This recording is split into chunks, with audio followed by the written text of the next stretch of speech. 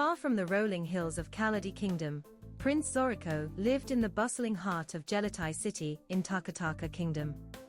Yet, the cord that bound him to his mother and his homeland was never cut. He was in constant telephone conversations with Chief Kroboso, the Olo of Kaladi Kingdom. Hello Chief, this is Zoriko. Please tell my mother, Queen Uzila, that I am safe, and that I have met a girl, Taloma, over here. She is kind, strong, and unlike any other girl I have known. Hello my prince. Okay, I will give this message to Queen Uzila today. Please follow your heart about the girl.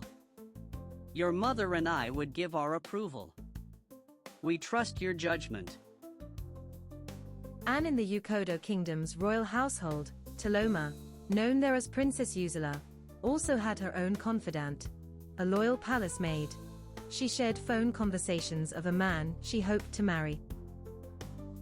Hello Auntie Toki. This is Usula. I'm calling to tell you about a man I met here and to ask for your prayers. He is noble, even without a throne. My heart is set on him. Hello my princess. I am happy to hear that your mission is getting successful. Do your best and let destiny do the rest. I will continue to pray for you. In Kobo Kingdom, Talasso's dalliance with Princess Raluto had turned to scandal.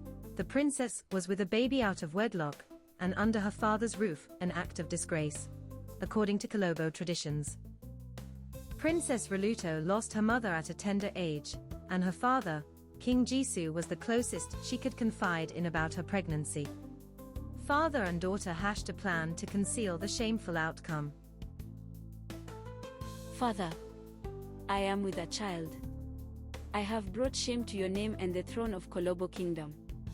I feel like taking my life. It is okay, my daughter. I am to blame for your mistake. I led you into it from the beginning. And I allowed the imposter to visit you at will. I owe all the blame. What can we do now? He is not even the crown prince he claimed to be. It is complicated. Don't worry, my daughter. I will fix it. Let me make a few phone calls and everything will be fine. A week later, King Jisoo summoned the meeting of the Council of Chiefs and informed the members that he has decided to send Princess Raluto overseas to do her master's program and so, to permanently keep her away from the imposter who called himself Prince Talasso. The chiefs unanimously applauded the king's decision, and Princess Raluto was flown overseas a month later. Mimoga received the heartbreaking phone call from Chief Kroboso that King Ukodo of Kaladi Kingdom had passed away. He also received instructions from their following dialogue. Our prince, Zoriko. I am sad to inform you that the great Irako tree has fallen. Your father is gone. Prepare to return home for the funeral rites. And you should put plans on gear to marry before the funeral rites. When did this happen and how is my mother now?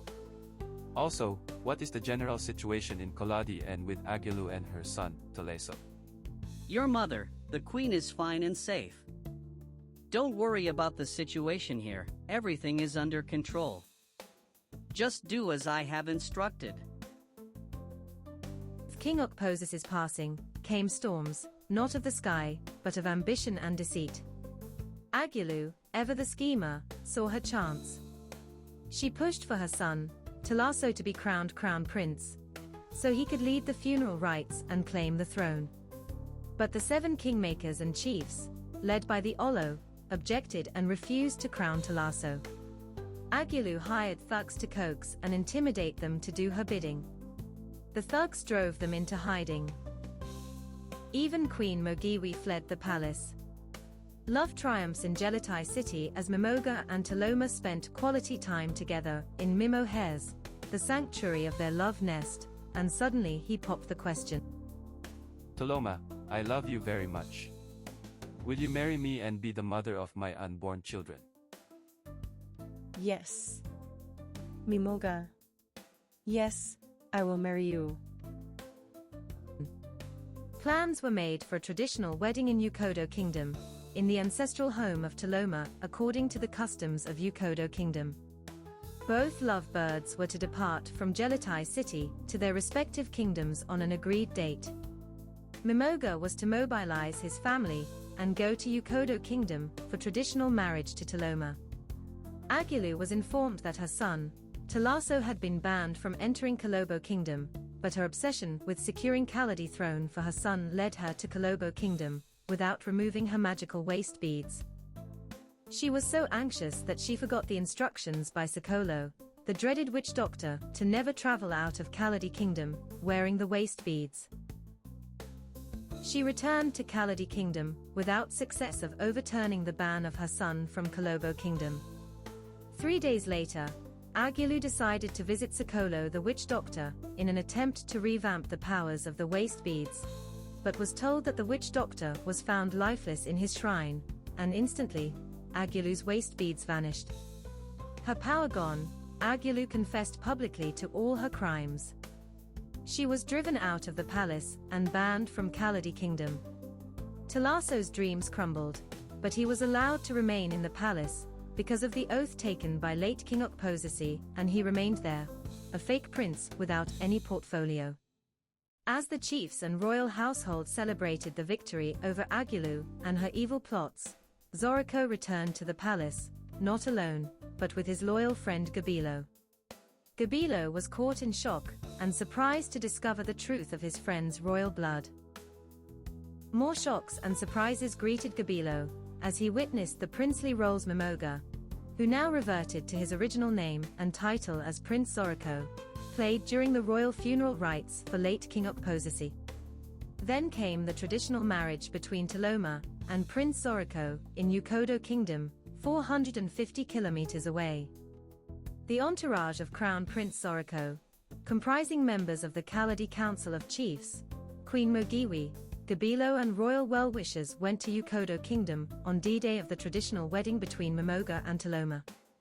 They were greeted by the shock of the venue for the ceremony. The family home they anticipated turned out to be a palace, and more shock when a banner that read, "Welcome to the traditional wedding of Princess Usula," hung on the gate of the palace. It took persistent phone calls between Mimoga and Taloma to convince Crown Prince Zoriko that they were in the right venue, and that Taloma was actually Princess Usula. Hear their dialogue. Hello Taloma, there is a confusion here. The address you gave me turned out to be a palace. Where is the actual venue for the ceremony? Yes, my love. It is a palace and you are in the actual venue. My love, how many weddings are in this venue today?